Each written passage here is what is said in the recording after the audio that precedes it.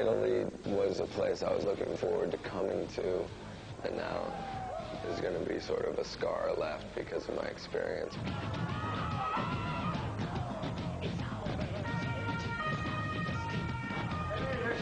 Someone needs to be blamed. It's like saying the devil made me do it, and in this case, I'm the devil. Antichrist! Superstar Antichrist! Fuck you! Fuck you!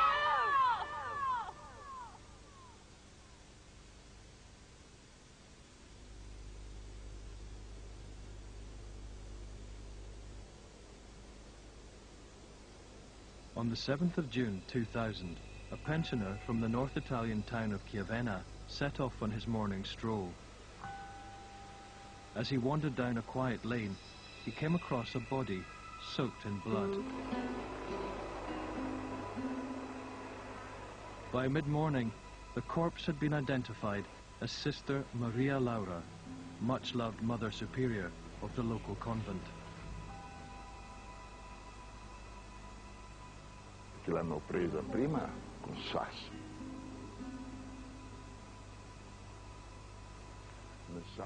First they attacked her with stones, to stun her. She fell down right here, but when they realized she wasn't dying and that she was coming round, they got the knives out. They stabbed her 19 times, and she prayed, asking God to forgive them.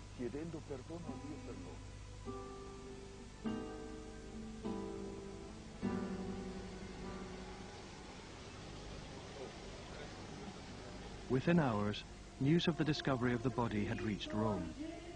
The brutal murder of a nun appeared to have struck a blow against Catholicism itself.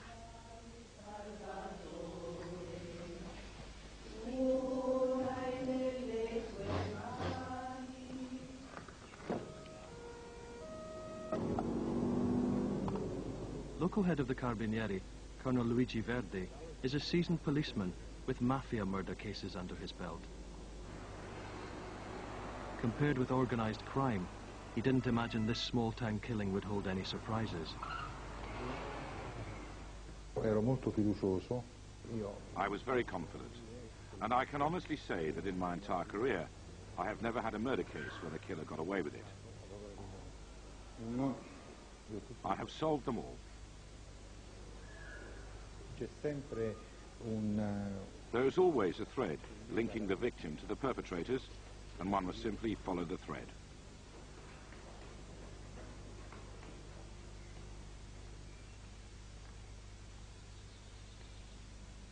Sister Maria Laura had lived in Chiavenna for 30 years, devoting her life to the welfare of local teenagers. Generazioni di bambini lei ha allevato. She had taught generations of children, and they were all there for the last goodbye. It was like a family get-together, but a family that had lost its mother.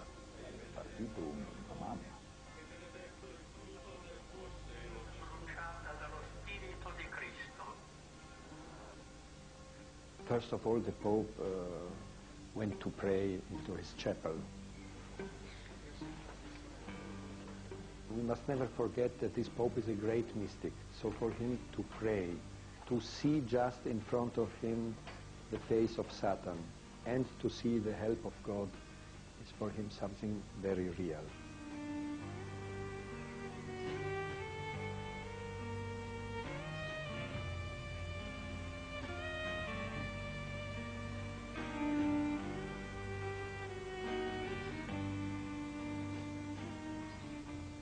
People were generally talking about who was responsible for this crime. It was weird, really, because everywhere you looked around, you were sort of thinking, I wonder if he did it, or I wonder if she was responsible, if they know something about who'd done it. Public pressure for answers was mounting. It was Chiavenna's first murder since World War II. The investigation had established that Sister Maria Laura received a phone call on the night of the murder. She had left the convent to meet a girl who claimed to be pregnant and needed help. One witness had seen the nun with the same girl 3 nights previously. Who was she?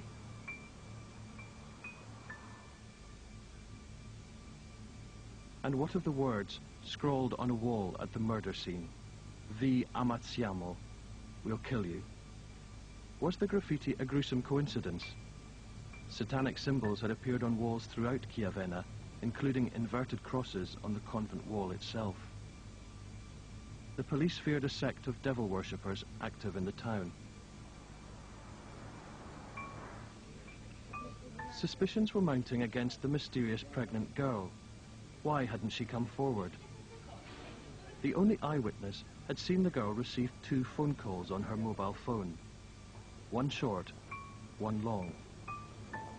The police tracked the mobile. It belonged to a 16-year-old girl called Veronica, one of 3 local girls known to be close friends. Police had made a major breakthrough, but could hardly believe that teenagers could have committed such a crime. They decided to tap their mobile phones and set a psychological trap. First, they published a deliberately unattractive picture of the suspect. Women like to think of themselves as beautiful, so there was no response to the ugly identikit.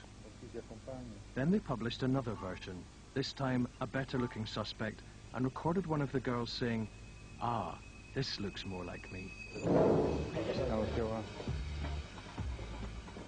In the following phone conversations between the 3 girls, they even joked about how police would never be smart enough to catch them. On the 28th of June, 3 popular girls from middle-class homes were arrested. Milena, aged 16, Ambra, aged 17, and Veronica. It was her 17th birthday.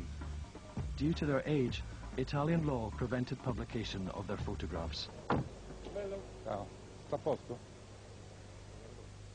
Io sono stato svegliato la mattina alle 5:30 da un carabiniere che mi ha detto vieni. I was woken up at 5:30 a.m. by the police, who said, "Come with us. Something has happened to your daughter." They gave me no other explanation. I went with them to my daughter's house. There were a lot of police there. It was a real shock. I didn't know what was going on, why all those people were there. They told me. It was hard. That first day went by, you know, in a haze. La prima giornata è passata così senza capire. Police thought the girls would crack immediately, but they were wrong. All 3 teenagers denied having anything to do with the murder. They refused water, cigarettes, food. They even refused to go to the bathroom. They were very arrogant and cold, like mafiosi. But when they decided to talk, it was almost as if the floodgates opened.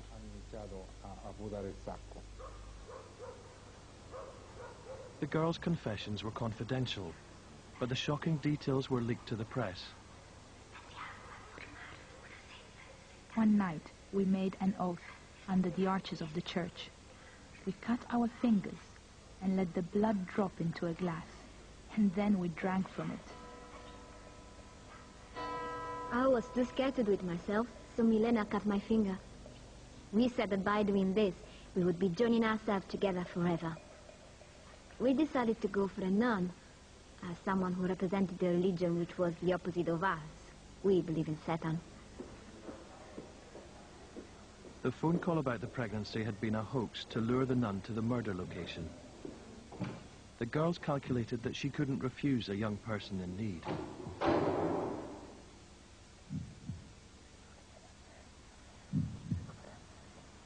The plan was to hit the nun, to stun her, so I took a tile out of my handbag and struck the first blow on her head. The nun cried out, but she didn't fall down. The nun was shouting, "Why are you hitting me?" As well as hitting her on the head,